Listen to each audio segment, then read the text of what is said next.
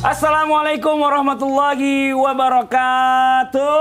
Waalaikumsalam warahmatullahi wabarakatuh. Jamaah. Yeay. Oh jamaah. Yeay. Alhamdulillah. Alhamdulillahirrabbilalamin. Allahumma sholli ala Sayyidina Muhammad wa ala ali Sayyidina Muhammad. Jamaah Islam itu yang dirahmati Allah. Masya Allah zaman sekarang ini ya, memang ada yang menawarkan penyembuhan instan dari segala macam penyakit. Wah, bisa sembuh penyakit dalam sekejap secara instan. Langsung. Hari ini kita bahas nih, temanya luar biasa, temanya bagus banget ya. Emang sembuh dari penyakit bisa instan?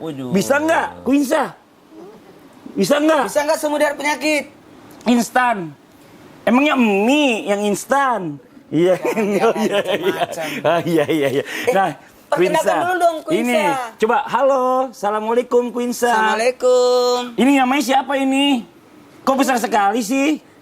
Ya ketawa dia. Ini namanya siapa? Quinsa ya? Katanya nanti mau bawain kisah-kisah Nabi ya, bener ya? Mau bawain kisah Nabi apa aja sih? Aku boleh kasih tahu. Ada deh. Oh ada deh, oke deh. Kalau gitu sekarang Quinsa tunggu dulu sambil duduk ya, oke? Nanti aku panggil ya. Mau tunggunya di mana? Mau di dalam, di luar, apa di rumah? Di depan aja ya. Tepuk tangan dong buat Quinsa. Yeay. Boleh guru kita duduk-duduk dulu. Kita duduk silakan duduk juga dong. Emang Quinsa aja yang duduk. Nah sekarang sebelum kita bahas lebih lanjut nih ya, tentang tema kita pagi hari ini, kita lihat dulu yuk, ada video tayangan tentang pengobatan alternatif. Ini dia tayangannya. Masya Allah, tabarakallah, memang nggak ada yang namanya penyakit ataupun kesembuhan kalau bukan dari Allah ya. Nah sekarang hari ini kita bahas dulu nih, dalam sudut pandang Islam nih, mempercayai pengobatan yang menggunakan metode yang jauh dari ajaran Rasulullah nih, gimana nih Bib nih? Mohon izin penjelasannya, Fadol Bib. Baik, izin. Ustaz Maulana, Ustaz Syam, Mas Fadli. Assalamualaikum warahmatullahi wabarakatuh. Waalaikumsalam warahmatullahi wabarakatuh. Alhamdulillahi rabbil alamin. Wa sallallahu wa sallama ala abdihil mustafal amin. Sayyidina Muhammadin nurillahil mubin.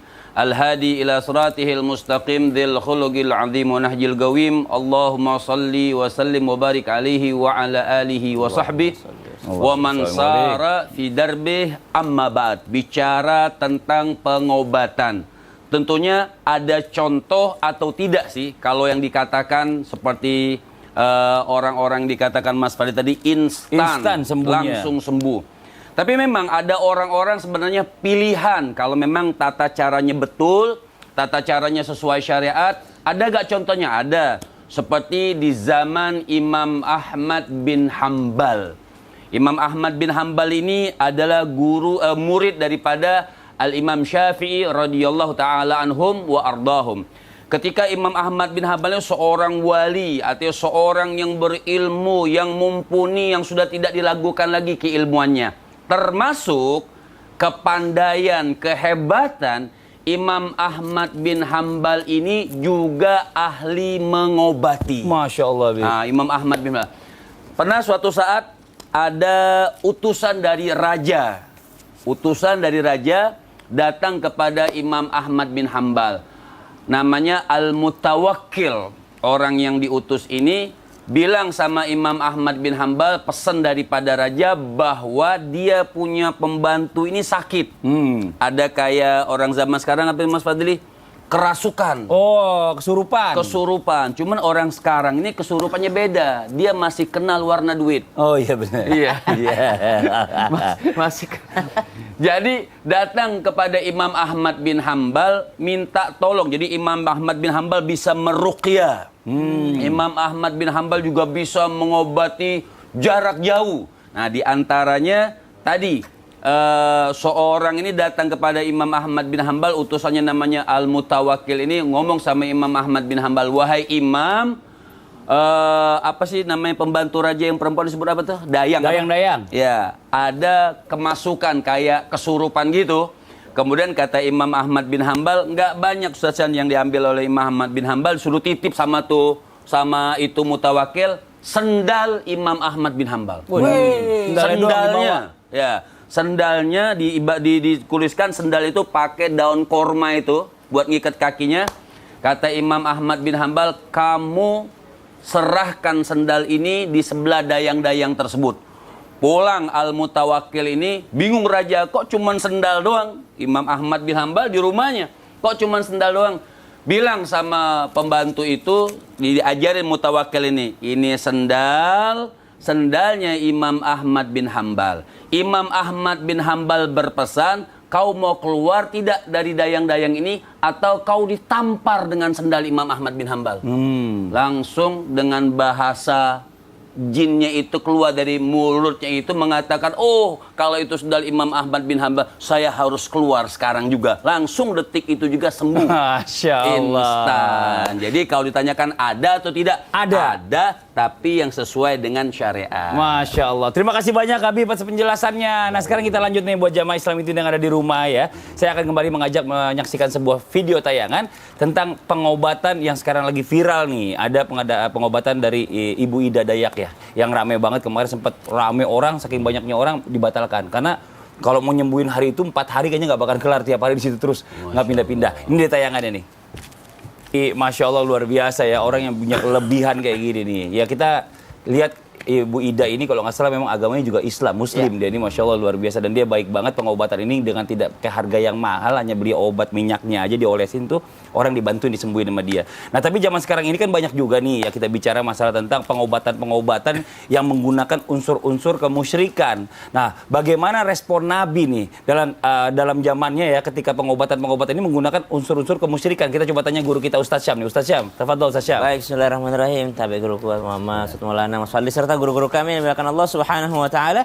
Alhamdulillahirabbil alamin wassalatu wassalamu ala asyrafil anbiya'i wal mursalin sayyidina Muhammadin wa ala alihi wa sahbihi ajma'in. Asbahna wa asbahal mulku lillahi rabbil alamin. Subhanak la ilma lana illa ma 'allamtana innaka antal alimul hakim. Allahumma innaka 'afuwun karim tuhibbul 'afwa fa'fu anna ya karim. Amin amin amin ya rabbal alamin. Nabi sallallahu alaihi wasallam diutus ke muka bumi ini tentu saja di dalam Al-Qur'an disebutkan ba'da naqul a'udzubillahi minasyaitonir rajim. Allahu waliyyul ladzina amanu yukhrijuhum minadh dhulumati ilan nur. Ternyata Allah Subhanahu wa taala hendak mengeluarkan manusia dari zaman kegelapan kejahiliahan menuju zaman yang penuh dengan cahaya atau menuju cahayanya Allah Subhanahu wa taala, dan salah satu caranya adalah diutusnya baginda Nabi Muhammad sallallahu alaihi wasallam. Salah satu PR baginda Nabi sallallahu alaihi wasallam ketika diutus ke masyarakat kota Mekah pada saat itu, maka di sana banyak sekali praktek-praktek kejahiliahan yang terjadi. Di antaranya adalah praktek-praktek pengobatan. Namun subhanallah, Nabi SAW juga bukan serta-merta menyalahkan semua keadaan yang ada. Contoh misalnya kalau berbicara tentang pengobatan, ada seorang wanita bernama Asy-Syifa binti Abdullah. Beliau ini adalah masih kerabat dengan baginda Nabi SAW. Beliau termasuk wanita yang awal-awal masuk Islam, berbaiat kepada baginda Nabi Muhammad SAW, bahkan sebelum Nabi hijrah ke Yathrib, ke Madinah. Maka beliau sangat dekat dengan baginda Nabi Muhammad SAW. Suatu ketika Asy-Syifa ini sudah bersama dengan baginda Nabi Muhammad SAW, sudah bersama dengan rombongan yang hijrah ke Madinah. Suatu ketika ada seorang sahabat Ansor yang ternyata tersengat daripada bisa ular. Maka dipanggillah Asy-Syifa ini, memohon kepada Asy-Syifa untuk diruqyah, untuk disembuhkan dengan pengobatan yang biasa dilakukannya. Maka Asy-Syifa menolak, tidak, saya lakukan dulu itu adalah pada masa jahiliyah. Saya tidak lagi meruqyah sekarang, saya tidak mau. Saya mengikuti tuntunan Al-Quran, saya mengikuti tuntunan baginda Nabi SAW. Namun apa yang dilakukan oleh baginda Nabi SAW? Dipanggillah Asy-Syifa ini dengan mengatakan, wahai Asy-Syifa, coba aku dengarkan bagaimana engkau meruqyah orang terlebih dahulu. Maka dia pun mengeluarkan daripada cara beliau mengobati orang ketika masa jahiliyah. Maka Asy-Syifa pun mengganti daripada kalimat-kalimatnya dengan menyebut nama Allah, Bismillah, ya, Bismisyafi, dengan nama yang maha menyembuhkan, dengan nama Allah Subhanahu wa taala. Dengan menyebut nama Allah, beliau menyembuhkan sahabat Ansor yang tadi terkena gigitan ular. Lalu apa yang terjadi? Seketika alhamdulillah disembuhkan oleh Allah Subhanahu wa taala. Maka Nabi SAW mengizinkan Asy-Syifa untuk melanjutkan praktek daripada ruqyahnya, praktek daripada menyembuhkan orang. Kenapa? Karena ternyata praktek yang dilakukan pada masa jahiliyah sudah diganti dengan nama Allah. Ya Ya, yang dihalangi ataupun yang dilarang oleh baginda Nabi SAW adalah yang mengandung unsur kesyirikan, termasuk diantaranya tatayur, atau melihat arah kemana terbangnya burung tersebut, atau dari mana dia arah matahari, subhanallah. Maka yang seperti ini yang dihalangi oleh Nabi. Tapi kalau masih bisa disesuaikan dengan sesuai syariat Islam, maka Nabi SAW membiarkan ataupun mengizinkannya. Masih banyak lagi info menarik yang akan kita ikuti, namun kita ikuti dulu info menarik dari guru kita Ustadz Maulana dan juga Mas Fadli. Silahkan. Makasih banyak Ustaz Sam. Makasih banyak Ustadz Syam, Masya Allah. Sampai Ustaz Sam tausiah. Ngapain sih? Masya Allah. Jamaah. Ye. Oh jamaah. Ye. Alhamdulillah. Li, tadi itu Ini. lagi ngapain? Sibuk banget sih. Jadi gini Ustadz Maulana ya, ada jamaah yang nanya sama saya. Kita kan udah ngelewatin puasa nih, udah lewat 2 minggu. Sekarang hari ke-15 kita Hari puasa, ke-15. Masya Allah ya. Nah dia nanya apa sih rahasianya supaya bisa kuat puasa seharian biar kayak saya sama Ustadz Maulana. Nah gini. Nah gini jamaah, saya akan kasih tahu ya.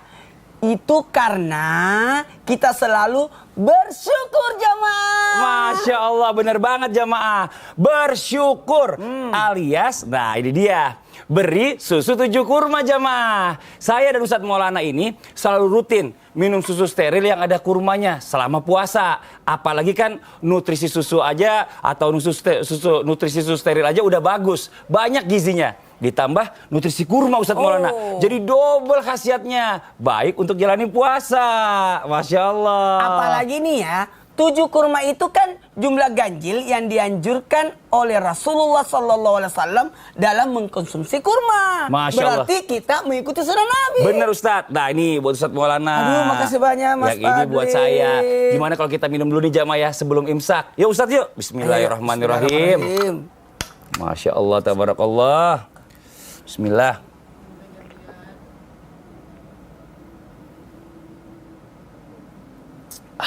Wah. Nikmat banget, Masya Allah.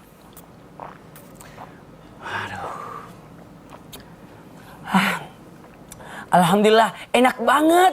Kurmanya berasa dan gak hambar. Bener banget Ustadz Maulana. Makanya saya suka minum 1 kaleng susu 7 kurma untuk sahur dan berbuka biar kuat puasa seharian. Kalau gitu jamaah pada ikutan yuk. Ingat ya, minum 1 kaleng susu steril 7 kurma untuk sahur dan 1 kaleng susu steril 7 kurma untuk berbuka puasa ya. Bener Ustadz Maulana. Jamaah yang di rumah, inget ya, susu steril pilih yang ada kurmanya. Susu steril 7 kurma. Nah, buat jamaah Islami Tunda yang ada di rumah nih, jangan kemana-mana dulu. Setelah ini kita lanjut lagi ya, masih membahas tentang tema yang luar biasa. Emang bisa sembuh dari penyakit secara instan? Wah, nanti akan dibahas lagi nih sama guru-guru kita di Islami Tunda. Tetap di Islami Tunda ya, jamaah. Oh jamaah, alhamdulillah. Dan Saya ini minum lagi. praktis banget. Iya dong Enak. Ustadz. Ya Allah, nggak hambar loh.